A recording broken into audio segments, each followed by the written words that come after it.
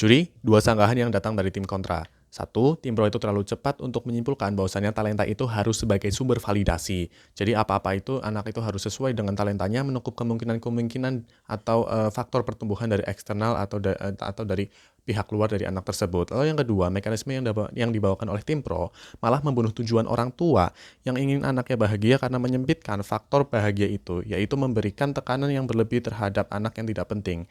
Karena mereka mungkin bilang bahwasannya mereka nggak maksa anak untuk mengikuti les yang lukratif atau memaksa anak untuk memilih les yang non lukratif, tapi dengan menyempitkan opsi daripada ikut les daripada lukratif itu bisa menyempitkan anak dan bisa dikatakan itu mendoktrin anak untuk harus sesuai dengan apa yang dimilikinya, harus sesuai apa yang dikuasainya dan membunuh faktor-faktor eksternal juga, sehingga secara tidak langsung memberikan tekanan terhadap anak untuk lebih jago terhadap faktor daripada non lukratif itu karena faktor talenta tersebut.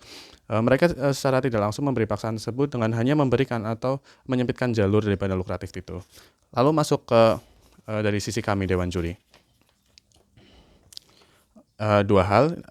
Sebagai pembuka dua hal. Yang pertama, apakah anak yang memiliki suatu talenta akan suatu hal sama dengan mereka menyukai hal tersebut. Di sisi kami, talenta itu tidak selalu menyukai hal-hal yang dikuasai oleh anak itu atau yang mereka terlalu jago dalam melakukan suatu hal, dikarenakan suatu hobi atau suatu kesukaan itu bisa dari beberapa faktor eksternal, yaitu ada dua hal, yaitu dari faktor eksternal, yang kedua bisa dari sifat labil anak itu sendiri. Jika terlalu memprioritaskan terhadap non lukratif akan membunuh esensial dari hobi anak.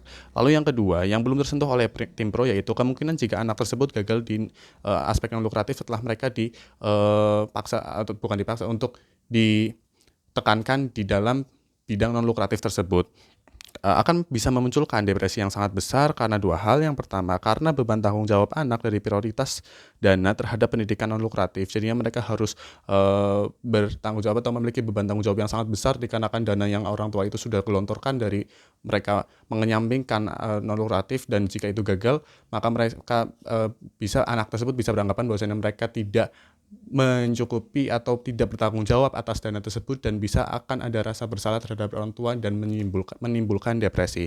Lalu yang kedua, karena beban ekspektasi sosial yang terlalu tinggi, mereka dari awal dikenalkan bahwasanya anak tersebut jago di dalam bidang non lukratif, misalnya untuk menggambar misalnya, dan ketika dia mengalami kegagalan dalam menggambar, ekspektasi sosial itu akan bisa berdampak pada anak, di mana loh kok perasaan anak si ini bisa jago gambar tapi kok ini malah gagal, dan itu akan bisa membuat anak depresi akan suatu skillnya sendiri. Lalu poin pembangunan yang datang dari tim kontra, 3 hal. Yang pertama, kontekstualisasi. 2 hal. A, kami akan memakai bentuk prioritas lawan untuk disanggah, yaitu mengalihkan dana dari les bidang lukratif. Lalu yang kedua atau B, kami juga akan mengambil kondisi anak yang masih muda dan tujuan orang tua yang sama dari tim pro. Lalu yang kedua, kondisi status quo Dewan Juri dalam sektor pekerjaan nantinya. Bidang non lukratif biasanya memiliki kendala seperti penjualan karya mereka yang terhambat, makanya diperlukan keahlian lukratif untuk menjadi landasan atau dasar agar kendala tersebut tidak bertambah parah nantinya. Lalu yang ketiga, beban pembuktian. 2 hal. Yang pertama, kenapa tujuan orang tua yang dibawa tim pro justru akan tercapai dengan proposal yang kami bawakan. Lalu yang kedua, kenapa pada akhirnya proposal kami itu benar dari perspektif orang tua dan anak. Sebelumnya masuk ke mekanisme yang kami bawa, kami menginginkan seimbang antara fokus non lukratif dan lukratif dalam pendidikan anak.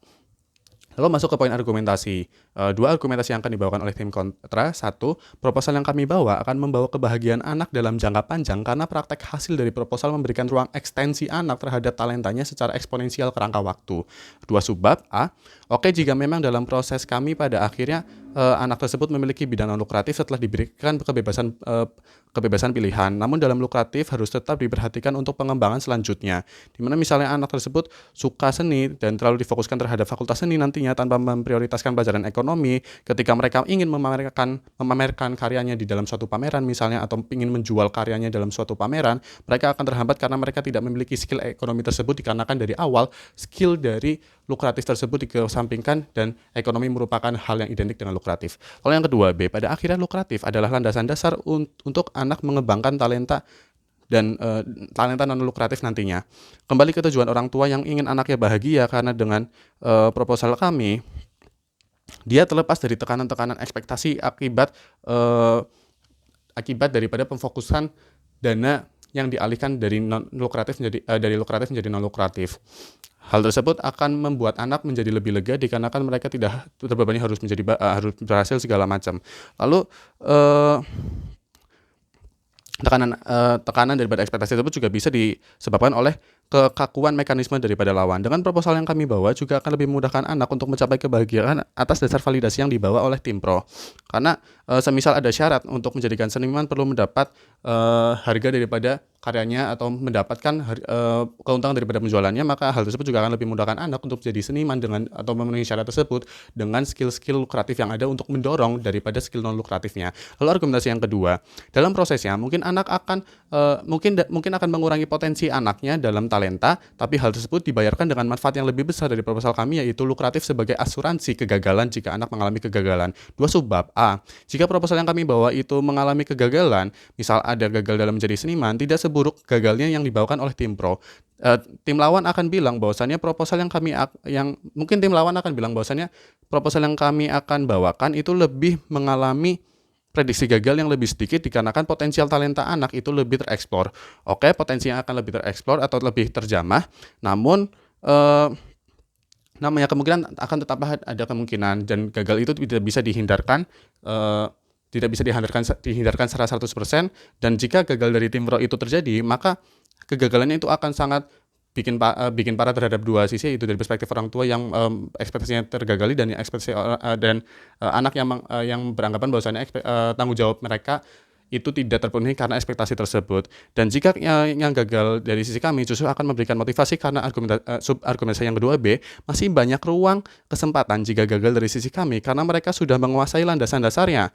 Misalnya ketika mereka gagal menjadi seniman karena, potensinya tidak terjamah secara maksimal, namun mereka sudah mengetahui kemampuan penjualan dalam suatu pasar, mereka bisa fokus pada perbaikan non lukratifnya, bukan fokus kepada beban ekspektasi sosial atau beban mereka harus paham dengan pasar, mereka harus paham dengan ekonomi karena mereka sudah mendapatkan ilmu tersebut secara cukup dari, yang pemilihan pendidikan non lukratif yang seimbang sehingga mereka bisa fokus pada, bidang lukratifnya, misal mereka membaguskan gambarnya segala macam dan akhirnya malah akan memperbagus karyanya juga dan memperbaiki ekspektasi sosial yang ada, karenanya bangga menjadi tim kontra.